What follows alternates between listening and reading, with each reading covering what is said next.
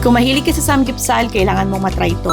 This is Osam, a classic Korean dish na parang samgyeopsal pero mas simple, mas healthy at kayang-kaya mong gawin sa bahay. Try natin. Unahin natin gawin yung pang-wrap na pickled napa cabbage. Paghaluin ng 1/4 cup sugar, 1/4 teaspoon salt, 1/4 cup cane vinegar, at 1 cup water. Ilagay ang nalinis na napa cabbage at siguraduhin coated lahat. Ibabad ng 30 minutes tapos baligtarin paminsan-minsan.